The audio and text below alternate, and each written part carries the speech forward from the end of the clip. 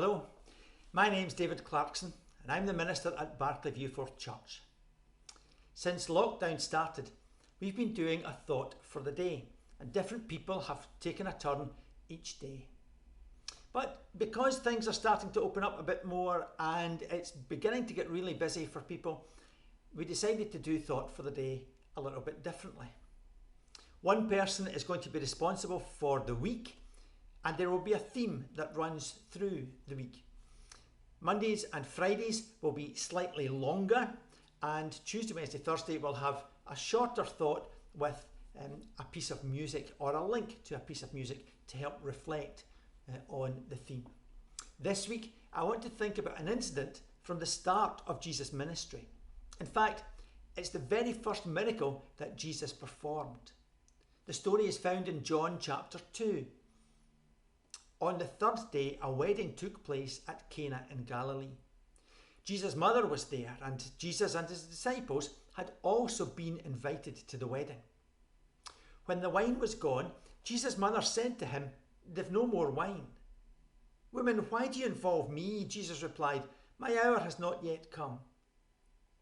His mother said to the servants, "Do whatever he tells you." Nearby stood 6 stone water jars, the kind used by the Jews for ceremonial washing, each holding from 20 to 30 gallons. Jesus said to the servants, "Fill the jars with water." So they filled them to the brim. Then he told them, "Now draw some out and take it to the master of the banquet." They did so, and the master of the banquet tasted the water that had been turned into wine. He didn't realise where it had come from, though the servants who had drawn the water knew. Then he called the bridegroom aside and said, "Everyone brings out the best wine first, and then the cheaper wine after the guests have had too much to drink. But you've saved the best till now." What Jesus did here in Cana of Galilee was the first of the signs through which he revealed his glory, and his disciples believed in him. I've been thinking about that this week because on Friday I am officiating at the wedding of Shona and Jose.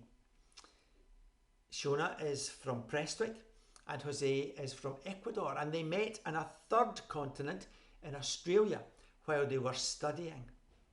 In addition to all the usual things that a bride and groom have to think about before a wedding, they had to think about packing up in one country, about travel, about visas and all the other official paperwork for getting married, for arranging everything in advance from the other side of the world, although I think they had some help with that, about planning for family and friends to get to Scotland for the Easter weekend, as well as all the wedding stuff. There were times when I suspect it was a little fraught. Now, the observant among you might have noticed that I said the Easter weekend. The wedding was postponed because of the lockdown, and Jose's family are not able to travel to be with us on Friday. It's not going to be the kind of wedding that they had planned, but it will still be a special day. There are a number of things to be conscious of in the story that I read. Symbolism is really significant for John as he writes, and this story is full of it. John sets up signposts that take us through his version of the story of Jesus. And he even tells us that he's giving us a clue as to the truth about Jesus. He says that what Jesus did in Cana of Galilee was the first of the signs through which he revealed his glory. And he gives another in chapter 4, where Jesus heals the son of a royal official. After that, he doesn't tell us, we're left on our own to work them out. These signs or clues are all occasions when, to people watching with a bit of faith, it appears that heaven opens and the transforming power of God bursts into the world. See, I think that for John, that is the most important thing that he wants to say. With Jesus, the life of heaven comes to earth.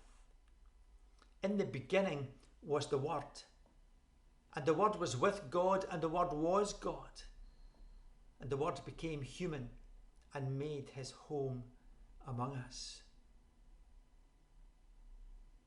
This story is not really about an unfortunate family at a wedding. It's about a transformation. It's about the different dimension of reality that comes into being when Jesus is present and where people do whatever Jesus tells them to do. For John, this is the essence of discipleship. You can't be a follower of Jesus if you don't do what he says. Here, his mother tells the servants to do whatever Jesus says, and they do it. When we take Jesus at his word, amazing things can happen. This story is the first of two occasions that we meet Jesus' mother in John's story. The other is at the cross. I think it's significant in explaining the seemingly offhand way in which Jesus responds to his mother in verse 4 when she says that they've run out of wine. He essentially goes, and? What's that got to do with me? It's not my time yet. I don't know why you want me to get involved. He talks about it as his hour not yet having come. And there are other references to his hour as you read on through John's Gospel, until his time does come and his glory is revealed in his death and resurrection. But for the moment, John is setting up a paradox, showing that Jesus was doing his Father's work and it was only his Father whose instructions he would follow. And yet, there is something in the heart of God that responds to cries for help. Do you think there might be any significance in the fact that John starts the story on the third day a wedding took place at Cana in Galilee? The third day, that kind of rings a bell. A story of supernatural transformation that happens on the third day. I think I've heard something about that before. Even here, John is pointing to future events in his story. On the third day, water was turned to wine. On the third day, Jesus rose from the dead. On the third day, the disciples' despair and fear were turned to joy and hope. Could it be that today you need a third day experience from Jesus? Maybe you've not yet believed that Jesus can make a difference in your life. And if so, I would urge you to go to www.trypraying.co.uk and I challenge you to use the booklet that you'll find there just for 1 week. Ask Jesus if he's real and see what happens. Maybe you already know Jesus, but you've not done something that he asked you to do, and you're wondering why things seem to be a struggle. The thing is that in the story, the miracle happened when people did what Jesus told them to do. And perhaps you need to do that too. So today, spend some time with Jesus. Listen for his voice and be refreshed. See you tomorrow.